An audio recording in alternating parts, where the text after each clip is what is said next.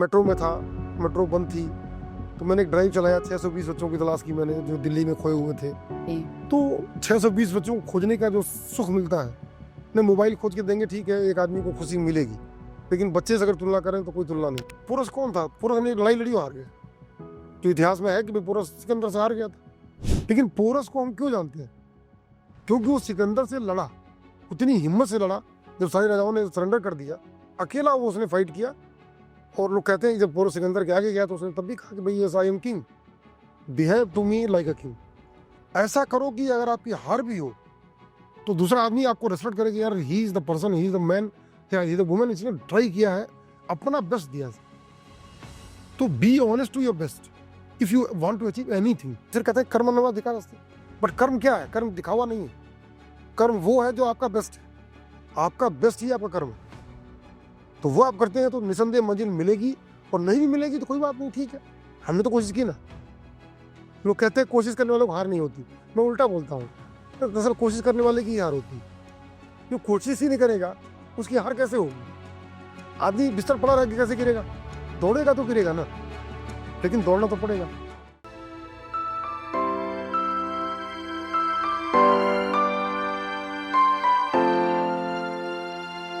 Hello and welcome to the crazy tales uncut podcast.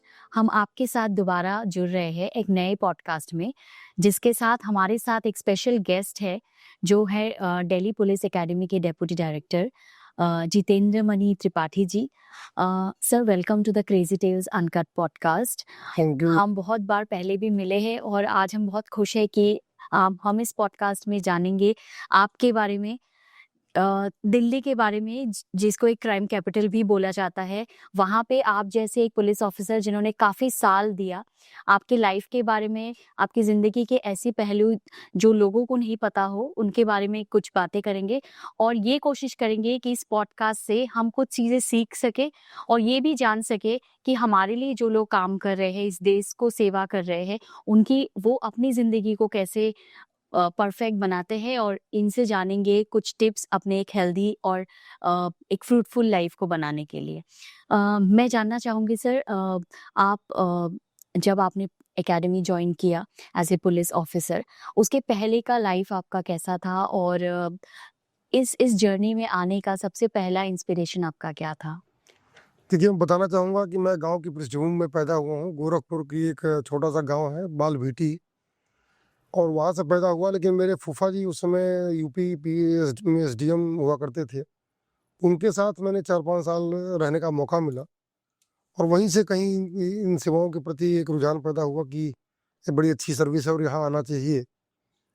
और वहाँ से पढ़ता हुआ Gorakhpur inter college, jubilee college है, वहाँ से मैंने इंटर पास किया, और फिर इलाहाबाद यूनिवर्सिटी में मेरा दाखिला हुआ।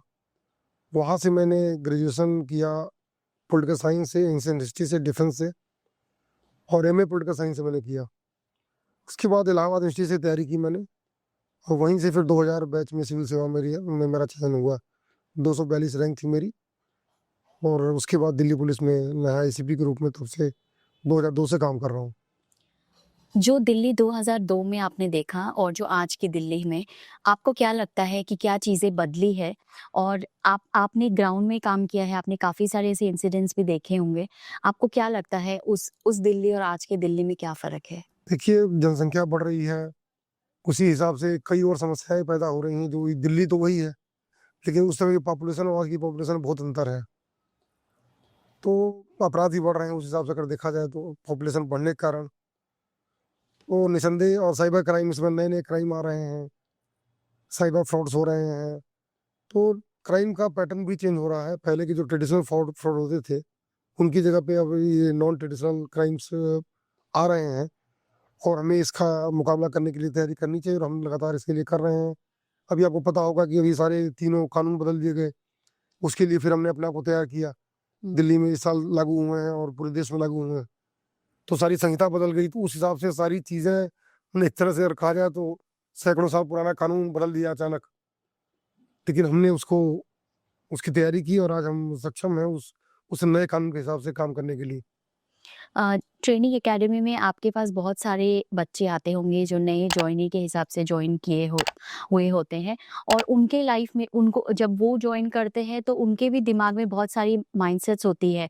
और जनरली क्या होता है कि जब लोग ट्रेनिंग्स में आते हैं और जो ग्राउंड में रियलिटी होती है, दोनों में बहुत अंतर होता है। आप किस तरीके से उनको ट्रेन अप करते हैं, उनके माइंड को कैसे जी, बूस्ट हम अप तो करते सिर्फ यही कहते हैं कि आज की जो पुलिसिंग है थोड़ा-सा बदलाव आया है। हमें जनता को तरजीह देनी है। एक कहते किसी बड़े थिंकर का मैंने देखा था कि पहले पुलिस से लोग शोषण की उम्मीद करते थे। एक समय ऐसा आया कि जब हमने शोषण छोड़ने की उम्मीद की, और अब वो समय है जब हम पुलिस से सेवा की उम्मीद कर रहे हैं।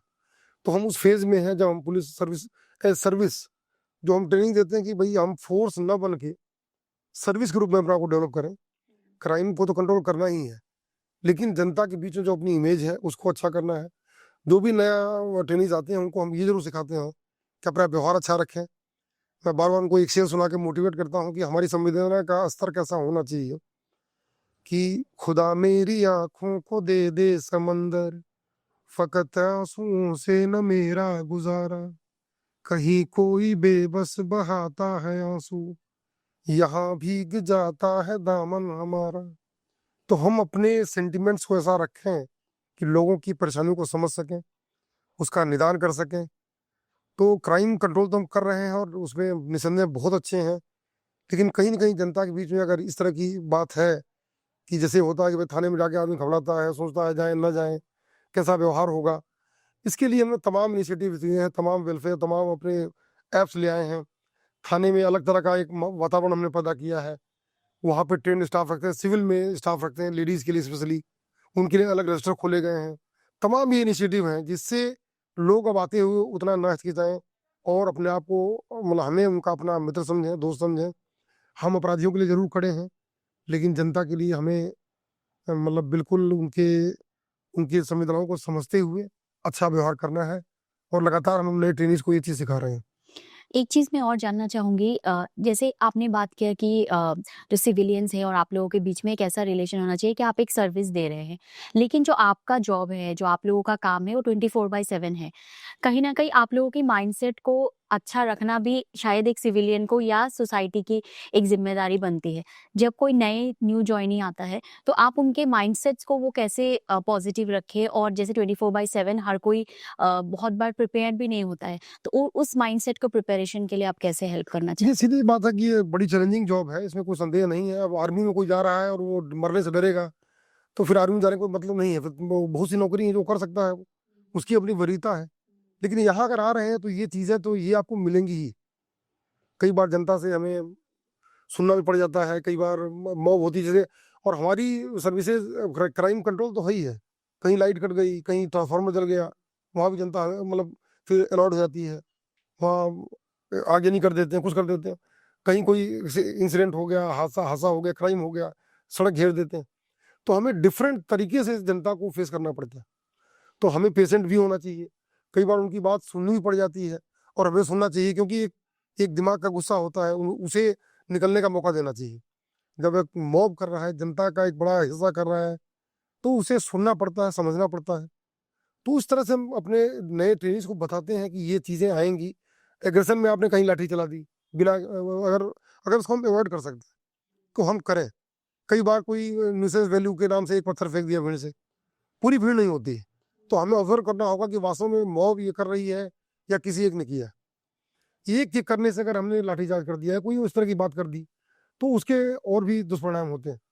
तो हम जनता को, अपनी पुलिस को बताते हैं कि नहीं, आपको पेशेंटली पहले समझना है, देखना है, ऑफिसर्स के डायरेक्शन को फॉलो करना है, ताकि छोटी-छोटी बातों पे हम एग्रेसिव होकर के जनता के विरुद्ध न जाएँ और उनके सेंटिमेंट को समझें। आपने 2002 में से आप काम कर रहे हैं। अभी तक का आपके करियर का सबसे मेमोरेबल एक इंसिडेंट बताइए जो आपको हमेशा याद आता है ड्यूरिंग आपके टेन्योर के। फिर पुलिस के में तो वो नौकरी में मतलब एक बताना बड़ा मुश्किल है, इतने अनुभव होते हैं। मैं अंडमान में गया, सुनामी आई थी। सुनामी के दौरान मैंने करीब कई 100 लोगों को हटबे में मुझे लगाया गया था। वहाँ पे लोगों की लाइफ सेविंग की, उनको बोट से बैठा के मेन जहाँ पे सेफ एरिया था वहाँ भेजा।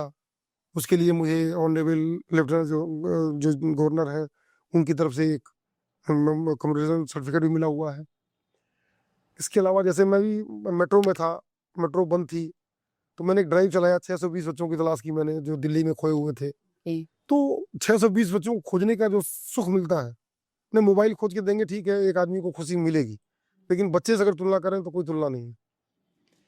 तो हम कई ऐसे काम करते हैं, इतने चैलेंजेस हमारे सामने आते हैं कि एक माँ बाप को जब बच्चा मिलता है और जो उनकी आंखों में मतलब एक खुशी होती है, उसको आप एक्सप्लेन नहीं कर सकते कि आपने कितना कितना एक आत्मसंतुष्टि मिलती है कि हमने कोई अच्छा काम किया है। मैं अभी डीपी में गया, वहाँ मैंने 20,000 पेड़ लगवाए। तो ये मुझे तो इसको भी लगता है कि बहुत अच्छा मैंने काम किया कि मैंने 20,000 पेड़ लगवाए पर्यावरण के लिए। तो ऐसे कई अनुभव हैं जिनको हम मानते हैं कि हमारे लिए बहुत महत्वपूर्ण है और जनता की हमने सेवा की। एक आपकी जब आपसे हम लोग पहले भी मिले हैं, आप शायरी और इस तरह की कविताएँ भी आप लिखते हैं, उसका भी एक बहुत एक इंस्पिरेशनल स्टोरी आपकी है। तो मैं जानना चाहूँगी उसके बारे में भी थोड़ा हमें बताएँ और इस चीज़ के लिए आपको भी प्रेरणा कहाँ से मिलती है? देखिए, तमाम लोग यही कहते हैं कि पुलिस होके कैसे कविता लिखते हैं, मतलब ऐसा नहीं, पुलिस वाले को दिल नहीं होता। मैं तो बार-बार कहता हूँ कि और मैं एक छोटा-सा मतलब दिया हूँ मतलब पुलिस डिपार्टमेंट का, जो ये बताने की कोशिश करता है कि हम भी एक दिल्ली पुलिस का एक अच्छा चेहरा लेके सामने जाएँ। एक अपनी कोशिश कर सकते हैं। दुनिया को सुधारने का मतलब ज़िम्मा लेना बड़ा कठिन है। खुद को आगे सुधार ले, यही बहुत बड़ी बात है। मेरी वजह से किसी को परेशानी ना हो, कोई दिक्कत ना आए, हम यही कोशिश करते हैं। और अपने व्यवहार से लोगों को आहत ना करें, उनकी बात को सुनें, समझें। अगर हम ऐसा करते हैं तो निसंदेह हमारी छवि सुधरेगी, हम अच्छा काम करेंगे। और एक चीज़ है जैसे आप 24/7 आप लोग काम करते हैं, फिर भी आपने आपकी ये मतलब एक बहुत एक्नॉलेजिंग चीज़ है कि आपने 130 किलो से आप अभी 88 84 85 केजीज़ में आ गए। आपका जो फैट टू फिट का जर्नी है, हम उसके बारे में भी जानना चाहेंगे क्योंकि जो आपका लाइफ़स्टाइल है नॉर्मली लोग जब वेट लॉस करते हैं, लोग यही कहते हैं कि उनके पास टाइम नहीं हो पाता है। बट आपका जो जितना स्ट्रेसफुल लाइफ़ है, उसके बीच में भी आपने ये सारी ट्रांसफॉर्मेशन किया है। तो मैं उस ट्रांसफॉर्मेशन जर्नी के बारे में भी जानना ये चाहती मैं ये कहना चाहूँगा कि बार-बार मैं कोट करता हूँ कि एकलव्य जो एक है, मतलब एकलव्य को हम देखें, संसाधन होने पे कुछ हो जाना बड़ी बात नहीं है। परेशानियाँ हैं, दिक्कतें हैं, चैलेंजेस हैं, उनमें अगर हम कुछ करते हैं, तो निसंदेह वही उपलब्धि मानी जाती है। बिल्कुल समय नहीं मिलता है और कई बार मतलब हमेशा कोई न कोई चैलेंज सामने आता है, मीटिंग है, नाइट पेट्रोलिंग है, कुछ और है, तो वो चीज़ आपकी रूटीन तो ब्रेक होती है। लेकिन अगर हमें करना है, हम शाम को करेंगे, रात को करेंगे, जहाँ मिलेगा करेंगे। तो अब ये एक चीज़ है ना कि अगर हम इस तरह का डेडिकेशन रखें, बार-बार एक बड़ा अच्छा शेर है, सुनाता हूँ कि कैसे कह दूँ कि थक गया हूँ मैं, जाने कितनों का हौसला हूँ मैं, और किसी हुजूम की तलाश न कर, एक अकेला ही काफ़िला हूँ मैं। तो अगर हम डेडिकेशन से कोई चीज़ करते हैं, मैं बताना चाहूँगा 2 सालों में मेरा वॉकिंग का एवरेज जो है, 17,500 कदम प्रतिदिन का है, एवरेज। और कई बार मैंने 4-5 दिन जैसे मैं नहीं चल पाया। मैंने शनिवार, रविवार को जाके 1-1 लाख कदम मैं चला हूँ, मतलब 60,000 शनिवार को, 40,000 रविवार को। इस टाइप से मतलब हमें मतलब अलग से करना पड़ता है, वही कई बार करना पड़ता है। 2 दिन फिर हुआ मैं कल 25,000 चला हूँ, आज ही भी 20,000 करीब चल के आया हूँ। तो हमें ये कि जब मौका मिले तब करना है, ये नहीं कि हमेशा आपके लिए थाली तैयार नहीं रहेगी। सुबह मीटिंग हो गई, हमको जाना पड़ेगा, हम मना नहीं कर सकते, कोई और चीज़ें हैं, ड्यूटी है, पास आउट है, ट्रेनिंग हो रही है। लेकिन अगर हमें करना है, तो हम कर पाएँगे। बात साइकोलॉजी की है, अगर हम डिटरमिन्ड हैं उस चीज़ को पाने के लिए, हम हमेशा बहाने खोजते हैं। इसलिए मैं कहता हूँ कि जो मंजिल पाना चाहते हैं, कि जब से मैं चला हूँ मेरी मंजिल पे नज़र है, मैंने तो कभी मील का पत्थर नहीं देखा। तो मील का पत्थर देखते हैं, उन्हें मंजिल नहीं मिलती है। हमें अब क्या करना है, वो अगर हम दिमाग में हमारे बिल्कुल कन्फर्म है। मेरा करीब 13.5 से 14 किलोमीटर प्रतिदिन का औसत है, मैं पूरे साल का। ये बहुत बड़ा मतलब एक चैलेंज है, मैं पहले नहीं कर पाता था। तो ये करके और फिर डाइट में थोड़ा चेंज करके बार-बार मैं कहना चाहूँगा कि कार्बोहाइड्रेट का लेना बड़ा ख़राब है। ओके। ऑयल जो आजकल नकली आ रहे हैं और जो भी कार्बो मतलब ये मैदा है, गेहूँ है, बहुत ही घटिया चीज़ अपने शरीर के लिए है।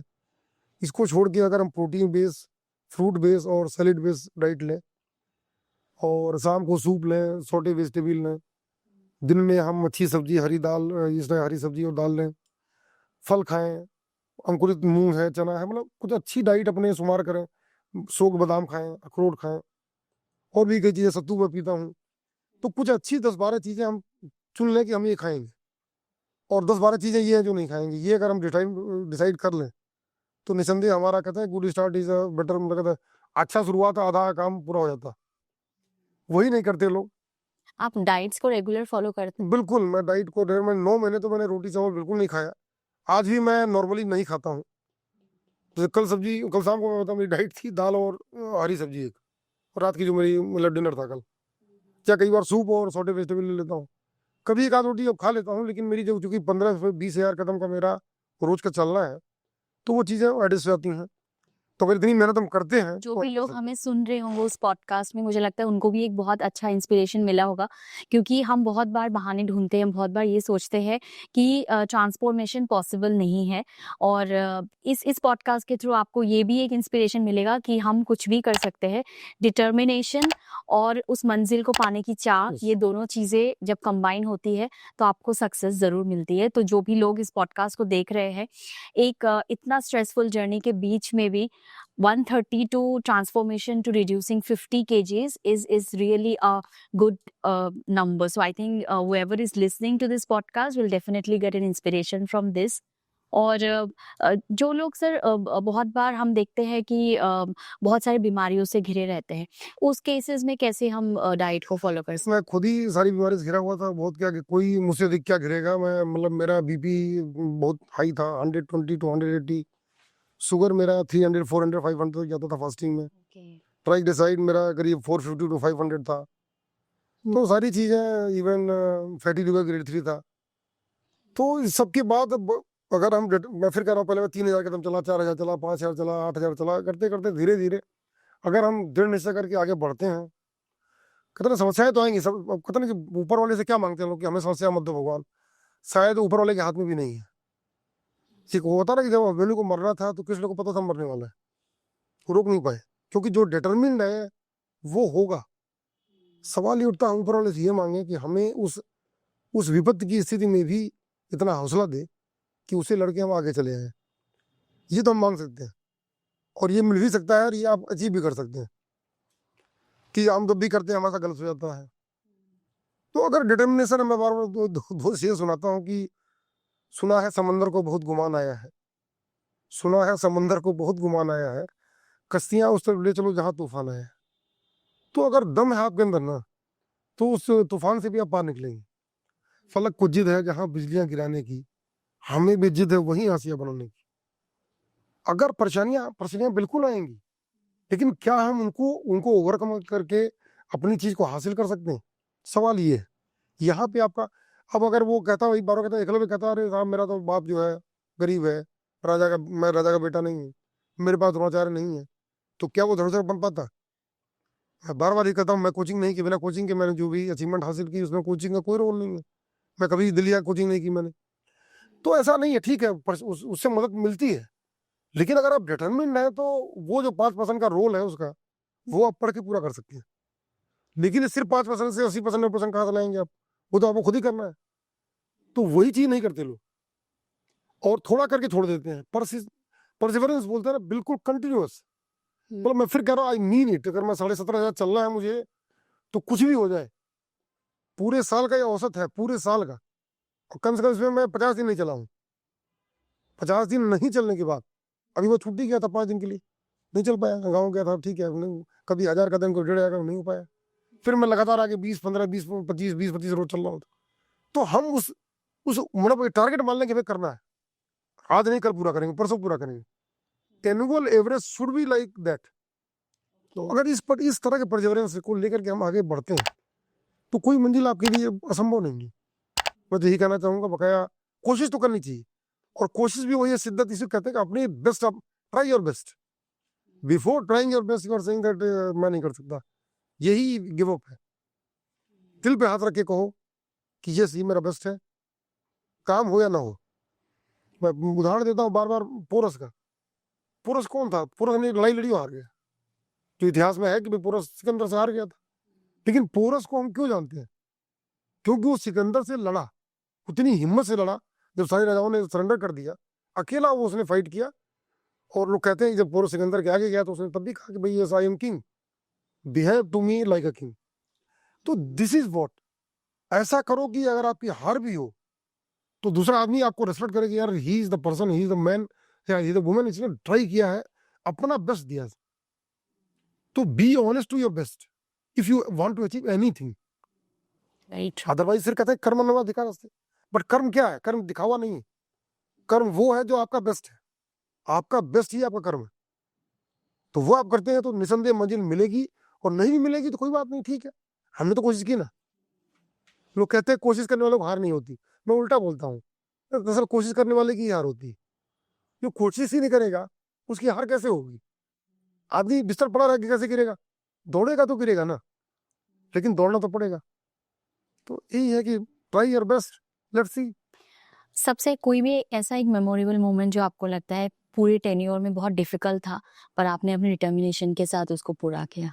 फिर कह रहा हूँ इस नौकरी में बताना बड़ा मुश्किल है। देखिए मैं अभी बताऊँ, खान मार्केट, ये जो अपना यहाँ पे ये वो आईएनए मेट्रो में एक इंसिडेंट हो गया था। एक बंदे ने कुछ लड़की के साथ मिसबिहेव कर दिया था, और करके वो फिर नेपाल भाग गया।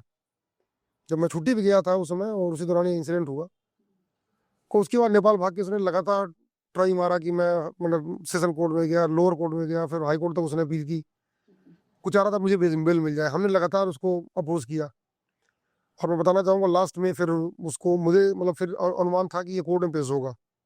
फिर हमने 8-8 टीमें लगाई हर गेट पे, आसपास उसके घर के आसपास है जहाँ भी नोन था, पकड़ा उसको। ऐसे कई इस तरह के चैलेंजेस आते हैं, क्लूलेस होता है। ये एक मर्डर केस था, मतलब बता रहा हूँ, वहाँ पे भी ऐसा ही हुआ।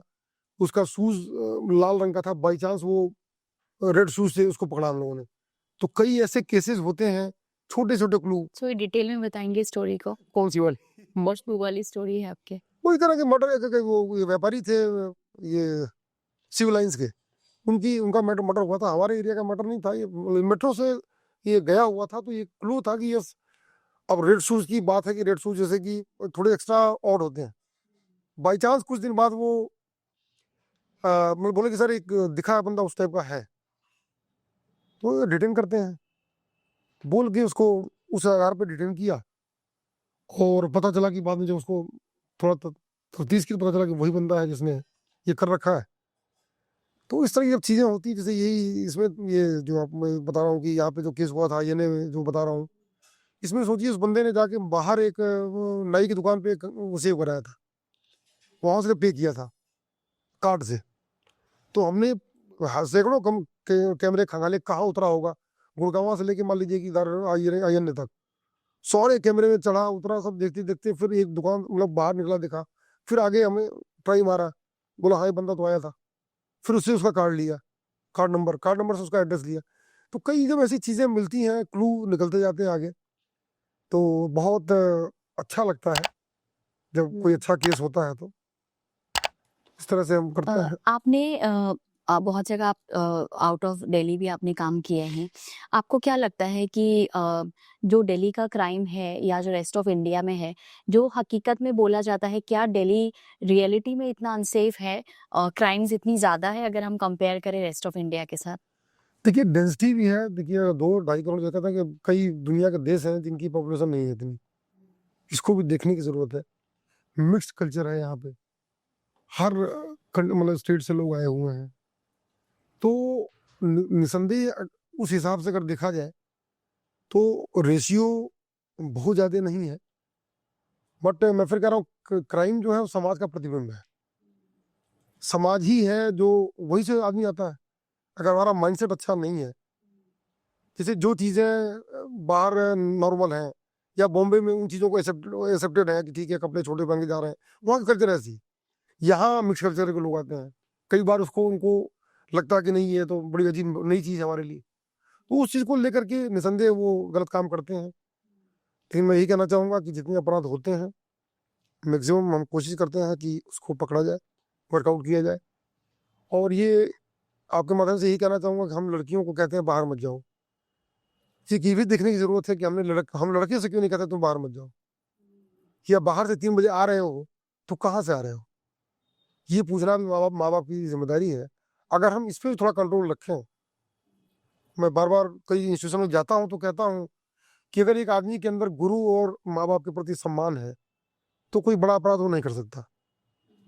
अगर हम इन संस्थाओं के प्रति सम्मान बना के रखें, बच्चे को अच्छी चीज सिखाएं, हम सिर्फ लड़कियों को कहते हैं बेटा बच के रहना, बेटा रात को बाहर मत जाना। लड़के से कोई कुछ नहीं कहता कि बेटा तू रात में बाहर मत जाना, दारू पी के मत आना। उसको सारी छूट है, और गलत तो वही कर रहे हैं ना। तो क्यों नहीं हम उन्हें सिखाते हैं? ये हमारी जिम्मेदारी है कि अगर एक पक्ष को हम समझा रहे हैं तो दूसरे पक्ष को भी समझाएं। रात को 3 बजे वो आ रहा है दारू पी के, पूछा कि बेटा कहाँ से तू आ रहा है, क्या कर क्या है, तो उन्हें भी सिखाने की जरूरत है। मैं फिर कह रहा हूँ कि व्यक्ति समाज का प्रतिबिंब है, वहीं से निकल के आता है। तो समाज की ही जिम्मेदारी है कि उनको इस तरह की समझाइश दें कि गलत ना करें। कल्चर है, जैसे जापान में है, जापान में सरकार एक बार कह दे कि साहब हमें मास्क लगाना है, कोई पुलिस वाला नहीं होगा, हर आदमी खुद लगाएगा। ये है कल्चर। यहाँ आप जब रेड लाइट पे आते हैं तो इधर देखते हैं कोई सफेद पुलिस वाला, ट्रैफिक वाला है कि नहीं। अगर नहीं होता हम जंप करके निकल जाते। सवाल ये है कि आपको पता है गलत है, सवाल ये है कि आपको पता है एक्सीडेंट हो जाएगा, आप 100 रुपए का हेलमेट नकली खरीदते हैं, सर पे लगा लेते हैं दिखाने के लिए कि साहब ये तो जो है हमारा चालान बच जाएगा। अरे चालान बच जाएगा लेकिन एक्सीडेंट होगा, जान नहीं बचेगी। सवाल तो दिक्कत ये है कि हम कितना अच्छा कर रहे हैं, क्या हम सही कर रहे हैं? अगर रेड लाइट है तो हमें खड़ा रहना चाहिए, पुलिस वाला हो या मत हो, हमें पता है गलत है ये। तो ये है पॉलिटिकल, कहते हैं कि जो जो समाज क्या कर रहा है। कई ऐसे कंट्रीज हैं कि एक बार गवर्नमेंट अनाउंस कर दे आज एक टाइम खाना नहीं खाएंगे, तो पूरा पूरा देश खाना नहीं खाएगा। दे फॉलो द डायरेक्शंस, उन्हें पता है कि समाज के हित में है। लेकिन हम उसको ये देखते हैं कि पुलिस वाला नहीं, तो कर लो। हर जगह पुलिस वाला कैसे हो सकता है? इसीलिए हमारे यहाँ कई स्कीम चली है, आई ईयर स्कीम है कि हमने पब्लिक से रिक्वेस्ट की कि आप हमारे लिए इंफॉर्मेशन के सोर्स बनिए, कोई बात हो तो बताइए, हमें शेयर करिए। तमाम इस तरह के हमने इनिशिएटिव दिए हैं। तो पुलिस अपना काम कर रही है, लेकिन समाज की भी जिम्मेदारी है कि लोगों को गलत काम न सिखाएं, गलत काम ना करें। बच्चे को गाड़ी दे दी, 15 साल का बच्चा है, वो चला के रेस के साथ जा रहा है, वो एक्सीडेंट कर रहा है, किसी को फेटल एक्सीडेंट हो रहा है। तो ये गलत कौन कर रहा है? गलत तो वही सो रहा है ना। हम अपने 15 साल के बच्चे को मोटरसाइकिल क्यों दे रहे हैं?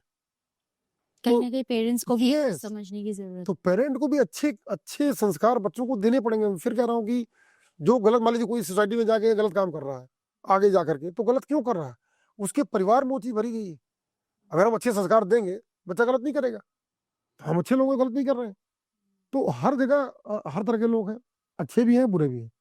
सवाल ये उठता है कि हम जो खराब है उनको सिखाएं और नई पीढ़ी को सुधारने के लिए अच्छा प्रयास करें। ये हम कर सकते हैं।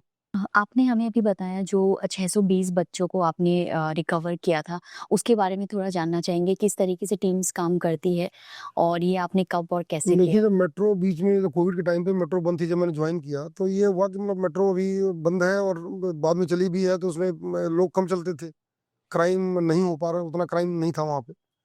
तो हमारी टीम को हमने मीटिंग बुलाई, हमने कहा कि let's do some good work in this period. तो ये क्या किया जाए? फिर हमने कहा कि ऐसा करते हैं, हम बच्चों को खोजने में एक यहाँ पे ऑपरेशन मिलाप करके दिल्ली पुलिस का एक मतलब वो अभियान है ये, जिसमें बच्चों को खोजने का काम पूरी दिल्ली में होता है। तो हमने कहा, तो फिर उन्होंने कहा भाई हमारे यहाँ तो कोई मिसिंग है नहीं बच्चा। तो चलिए ठीक है, और लोगों का हम टारगेट लेते हैं। तो जो लेटेस्ट 1 महीने 15-20 दिन में खोए बच्चे हैं, उनका डेटा हमने डाउनलोड कराया था तमाम जिलों के, और फिर उस पर अपनी टीम लगा करके काम कराना शुरू किया। थोड़ा थोड़ा मोटिवेट किया जाके थानों में बैठ करके कि तुम्हें कुछ रिवार्ड देंगे, मोटिवेट करेंगे, और 50 से ऊपर बच्चे खोज दोगे तो फिर तुम्हें ये करेंगे, प्रमोशन मिल जाएगा। तो ये हुआ कि कई बार थानों में जाके मैंने बार बार उनसे मीटिंग ली, उनको मोटिवेट किया, और एसएचओ को बोल दिया कि अगर कोई हेल्प चाहिए तो उनको, जैसे कई बार स्टाफ भेजना है या कोई गाड़ी प्रोवाइड करानी है, वहाँ से लेके आना, तो मैंने कहा एसएचओ भी आपको साथ देगा। तो उनको भी थोड़ा मोटिवेट किया, भाई अगर कोई बंदा कह रहा तो भेजो, ऐसा नहीं कि वो अकेला पर्सन हो रहा है वहाँ पे, तो उनको असिस्टेंस मिलनी चाहिए। फिर लोकल पुलिस से कोई असिस्टेंट चाहिए तो उसके लिए भी हमने कहा कि जरूरत हो तो हम खुद फोन कर देंगे। तो थोड़ा हमको इस तरह से मतलब हेल्प की। जब तो बताना चाहूँगा, मेट्रो जब से बनी है एक भी आदमी का रिटर्न प्रमोशन नहीं हुआ है, और मेरे 2 साल के दौरान मैंने 7 लोगों की फाइल प्रमोशन के लिए भेजी, मतलब 50 से प्लस करने के लिए। 50 से तो प्लस बच्चों हाँ, को जिन्होंने ढूंढा। तो मतलब 7 लोगों की प्रमोशन को रिकमेंड करना, मतलब एक मेट्रो जैसी छोटी यूनिट में बड़ी गरिमा की बात है। और मैं वास्तव में, मुझे बड़ी खुशी है कि मेरी टीम ने मेरे टारगेट को अचीव किया, और उसके साथ लगे वो लोग। वो पहला प्रमोशन एक सीमा थी, हेड कांस्टेबल थी, उसका प्रमोशन हुआ था, एसआई बनी थी, काफ़ी चर्चा में सुनाया था। उसको सीएम साहब ने रिवार्ड दिया और सीपी साहब से रिवार्ड मिला, कई जगह जाकर के उसने राष्ट्रीय स्तर पे सम्मान ग्रहण किया। तो मेट्रो जैसी यूनिट में रह करके ये एक बड़ी बड़ी उपलब्धि है अपने आप में। जिससे मैंने बहुत बार आप लोग क्रिमिनल्स से भी मिलते हैं, बहुत सारे क्रिमिनल्स जिन्होंने बहुत हीनियस क्राइम्स किए हुए होते हैं। एज़ ए पुलिस ऑफिसर आपको क्या लगता है, अगर हम बात करें ऐसा कोई, अगर हम एज़ ए पॉइंटर बात करें, वो मेन 3 चीज़ें क्या होती हैं जो आपको लगता है उनको इस तरीके के क्राइम्स में लोग जो जाते हैं उनका क्या माइंडसेट होता है? देखिए, तो वही कहना माइंडसेट, दुष्प्रवृत्ति भी एक चीज़ है। कुछ लोग तो जैसे ज़रूरत के लिए क्राइम, छोटे-मोटे क्राइम कर रहे हैं, जैसे वो कोई नशे का आदी है, वो लोहे का वो ग्रिल काट के ले जाके नशा कर रहा है। तो ज़रूरतें भी, अब मेहनत नहीं करना चाहता आदमी, शॉर्ट टर्म में जा रहा है। रिक्शा चलाएगा, कोई मेहनत करेगा तो उसको मेहनत करनी पड़ेगी, वो लगता है कहीं चुरा के ले जाके बेच देंगे तो हो जाएगा। तो शॉर्ट टर्म एक तरह से आधे क्रिमिनल का जो वो है। और जो बड़े क्राइम में तो माइंडसेट कुछ लोग ऐसे हैं कि जो क्रिमिनल प्रवृत्तियां हैं, पता है कि भाई मर्डर करेंगे तो फांसी होगी, जानने के बाद ये आतंकवादी गतिविधि करेंगे फांसी होगी, जानने के बाद अगर कोई कर रहा है तो आप ये सोच सकते हैं कि मतलब जिसको मौत का भी डर नहीं है और वो क्राइम करने को आमदा है, तो ऐसे भी लोग हैं समाज में। अब तो हमने कई तरह के, दिल्ली पुलिस ने ऐसे इनिशिएटिव लिए कि जो पहली बार क्राइम किया, छोटा मोटा क्राइम किया है, उसको हम किसी जॉब में इन्वॉल्व करके, उनको तमाम तरह से सिखा कर, कोई नया किसी एनजीओ से बात करके उनको डाइवर्ट किया जाए वहाँ से, ताकि वो गलत काम ना करें। ऐसे भी कई अभियान दिल्ली पुलिस में चलते हैं। हम कोशिश करते हैं कि जो फर्स्ट टाइमर है, अगर किसी परिस्थितियों में या किसी मजबूरी में उसने कर लिया, या कई बार होता है कि मनस्थिति ऐसी रही कि जैसे आपके पिता को किसी ने गाली दे दी या कुछ कुछ मतलब इस तरह कर दिया, आपने एक साइड में कोई गलत क्राइम कर दिया, तो ऐसे लोगों को उस मतलब रिपीटेड ऑफेंडर न बनने दिया जाए, ये भी कोशिश रहती है। लेकिन कुछ लोग तो आदी होते हैं, जैसे अब कर ही रहे हैं, तो फिर वही बात है ना कि हर तरह के लोग हैं समाज में। लेकिन निसंदेह सुधार लाया जा सकता है। और फर्स्ट कमर्स के लिए, या जो पहली बार क्राइम करते हैं, उनके लिए दिल्ली पुलिस तमाम एनजीओ के थ्रू मिल के कोशिश करती है कि दोबारा उस तरफ न जाए, उन्हें कोई जॉब दिलाई जाए, उन्हें कोई चीज़ सिखा दी जाए जिससे कि वो अपना पैसा उतना निकाल सकें, जिससे वो क्राइम न करें। आपकी पर्सनल लाइफ में आपकी वाइफ एक बहुत बड़ी इंस्पिरेशन रही है, हमने बहुत बार देखा आपने उनके लिए किताबें भी लिखी है। कुछ कहानी आप उनके साथ बताना चाहेंगे जो आपकी लाइफ के सबसे यादगार मोमेंट्स रही होंगे? जैसा कि आपको पता ही है कि ये 2018 में उनकी डेथ हुई थी ड्यू टू कैंसर। तो मैं बताना चाहूँगा कि मतलब कोरोना के दौर कैंसर तो उनको हुआ हुआ था, तो बीच में ये जो त्योहार होता है पतियों के लिए व्रत रहने का, अच्छा। तो आया था, तो उन्होंने कहा कि नहीं मैं इस बार भी रहूँगा। मैंने बहुत समझाया उनको कि ज़रूरत नहीं है, मतलब एक चीज़ है। लेकिन भारतीय नारी का एक कॉन्टेक्स्ट ऐसा होता है कि मैं मतलब जैसे बच्चे स्कूल जाते थे, उनकी तबीयत बिल्कुल ख़राब होती थी, मतलब बिल्कुल she was unable to get get up from bed, but just just to say bye to childrens, they go to gate. Sometimes मैं आलस करता था, तो कहती जैसे मजाक करती, भाई आपकी तबीयत खराब हो, आराम करो, मैं बच्चों को बाय करके आती हूँ। फिर उठता था, कई बार मैं थक जाता था, कई बार जैसे। तो as a mother she was wonderful, as a wife she was wonderful, but yes we lost the battle.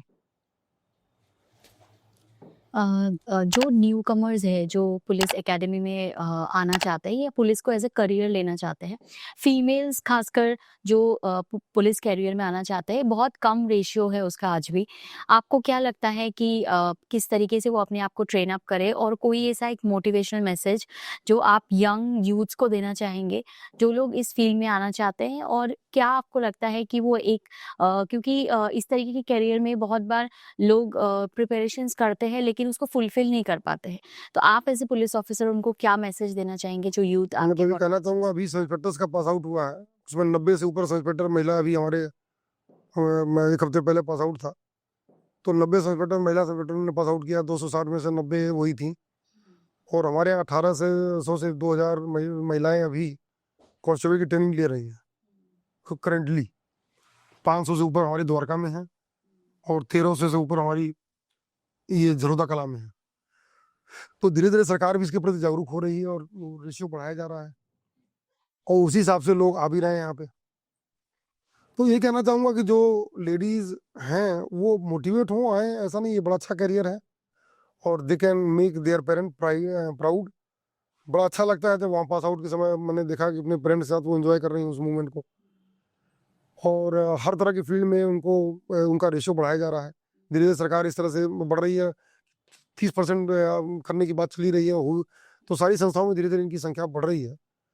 तो यही कहना चाहूँगा कि इसको एक अच्छा करियर मान के आगे आएँ, और निसंदेह हमें ज़रूरत भी है। कई बार महिलाओं की समस्या होती है या उनसे बात करनी होती है, तो इनके रहने से हमें काफ़ी मदद मिलती है। कई बार कोई अपराधी भी अगर है या किसी को हमें डील करना है, तो हमें लेडीज़ की ज़रूरत पड़ती है। कहीं धरना प्रदर्शन हो रहा है, तो ऐसी कई जगह हैं जहाँ पे हमें इनकी सख्त ज़रूरत है। तो इसको अपना हम लोग प्रोफ़ेशन बना करके अच्छा काम करें और देश का नाम रोशन करें, माँ-बाप का नाम रोशन करें। मैं तो यही कहना चाहूँगा, और लोग आएँ, भर्ती हों, हमें अच्छे लोग मिलें दिल्ली पुलिस में और अच्छा काम करें वो। एक कॉन्सेप्ट ये भी है कि जैसे बहुत नए ऑफिसर्स होते हैं जो जॉइन करते हैं, कहा जाता है कि पुलिस सिस्टम में एक प्रेशर का भी एक ऑप्शन है जहाँ पे सीनियर्स का बहुत प्रेशर होता है जूनियर पुलिस ऑफिसर्स के ऊपर। आपका क्या है उसके ऊपर, आपका क्या टेक है कि कोई बहुत बार अगर यंग करना चाहते हैं तो उसको कर नहीं पाते, तो उसके ऊपर आप क्या कहना चाहेंगे? हर सिस्टम में कुछ अच्छाइयाँ, कुछ बुराइयाँ हैं। सवाल ये उठता है कि हम क्या उसे फाइट कर सकते हैं। प्राइवेट जॉब में अलग चैलेंजेस आपको पता है, कभी भी जॉब से निकाल देंगे, वहाँ क्या प्रेशर वहाँ भी है। सवाल ये उठता है कि वही ये तो एस्केपिज्म है कि भाई वही बात है कि हम तो ऐसा नहीं कर सकते, हम नहीं कर सकते। तो अगर हम हमारे अंदर सूझबूझ है, हमारे अंदर काम करने का मादा है, तो हम काम कर सकते हैं। अपनी बात को कन्विंस करने की ज़रूरत है। कई बार हम कह नहीं पाते अपनी बात को। तो ये कहना कि प्रेशर बहुत ज़्यादा है, ये है, और मैं कह रहा दिल्ली पुलिस को खासकर बहुत इस बारे में बूंद है, सच कहा जाए तो। लोकल पॉलिटिक्स का प्रेशर हम पे बिल्कुल नहीं होता है। कई बार होता है कि भाई क्षेत्रीय नेता है या क्षेत्रीय पॉलिटिक्स के दबाव में पुलिस को कई बार काम करना पड़ता है। तो उस मामले में हम बहुत ही ज़्यादा मतलब सच कहा जाए तो लकी ब्लेस्ड हैं, लकी हैं। बहुत ही राजनीतिक दबाव तो बिल्कुल हम पे नहीं है, 1 भी परसेंट। और ऑफिसर्स हैं उनके, जो कहते हैं ना, हम शपथ लेते हैं कि उनके उचित जो आदेश है उनका हम पालन करेंगे। तो मैं यही कहना चाहूँगा कि अपनी बात को ठीक ढंग से रखें, अपनी बात को समझाएं। चैलेंजेस हर जगह हैं, चैलेंजेस के नाम पे अगर आप पीछे हट जाएंगे तो ऐसा कोई रास्ता नहीं जहाँ चैलेंजेस नहीं है। लेकिन करने वाले अच्छा कर रहे हैं, वहीं पे ग्रो कर रहे हैं। और जो नहीं कर रहे हैं फिर वो शिकायत करके हमारे साथ ये हो गया, हमारे साथ वो हो गया, बहाने कहते हैं। वही कहते बार बार कहता हूँ कि अगर आप मंजिल चाहते हो तो रास्ता आप रोक नहीं सकते आपको। लेकिन अगर आपको यही बहाने खोजने हैं, चिड़िया की आंख दिख रही है कि चिड़िया को पेड़ दिख रहा है, सवाल ये। हर सिस्टम में हर जगह पे कुछ ट्रेडिशंस होते हैं, कुछ बातें होती हैं। कोई सीनियर है, कोई बात कह रहा है, नहीं समझ में आ रही है, उसको समझने की जरूरत है, करने की जरूरत है। पर ठीक ढंग से आप करेंगे तो निसंदेह आपको कोई दिक्कत नहीं आएगी, अच्छे से काम करेंगे आप। आप कविताएं लिखती हैं, आपको लिखने का बहुत शौक है, कोई ऐसी एक कविता हम सुनना चाहेंगे क्रेज़ी टेल्स के दर्शकों के लिए? मैं वहीं पे लिखी थी कि कुछ यूं तो काबिल दीद थी, मेरी आंख तेरी मुरीद थी, तुझे देखना तुझे सोचना मेरी चांद रात, तुझे देखना मेरी ईद थी। तो उन पे मैंने 2 किताबें लिखी। एक किताब जो मेरी मनी की किरण है, उसमें 100 के आसपास कविताएं हैं। सारी कविताएं मैंने अपनी वाइफ को ही डेडिकेट की हैं, उसमें लिखा है। एक 2 लाइनें और सुनाना चाहूंगा मैं कि लाख कहता रहा चांद मैं चांद हूँ, हुस्न उसका यहाँ बेमज़ा रह गया, ईद हमने मनाई तुझे देख कर, चांद कितना सजा का सजा रह गया। तो इस तरह से अपनी रचनाएं हैं जो मैंने डेडिकेट की हैं। और एक किताब और लिखी थी मैंने, कहीं तो हंसी हो। 2 पुस्तकें मेरी आ चुकी हैं और तीसरी की तैयारी है, देखते हैं कब होता है। आप हमारे पॉडकास्ट में आए इसके लिए बहुत-बहुत शुक्रिया। मुझे लगता है कि हमारी ऑडियंस को भी काफ़ी सारी चीज़ें आपकी स्टोरी से भी पता चली है, और एक जो पुलिस ऑफिसर की एक चार्मिंग एक कैरेक्टर होता है, और हम हमेशा सोचते हैं कि एक टफ लाइफ है उनका, कैरेक्टर भी उनका टफ होगा। तो शायद आपको हमारी जो गेस्ट है जितेंद्र मनी जी, आपको उनका एक चार्मिंग नेचर, उनका एक सॉफ्ट वे भी आपको दिखा होगा, और दिल्ली पुलिस का एक अलग चेहरा भी आपको देखने को मिला है। अगली बार अगले पॉडकास्ट में हम फिर हाजिर होंगे आपके साथ एक नए गेस्ट के साथ। टिल देन आई होप आप इस पॉडकास्ट को ज़रूर एंजॉय करें, and thank you so much sir for coming to our show. Thank you.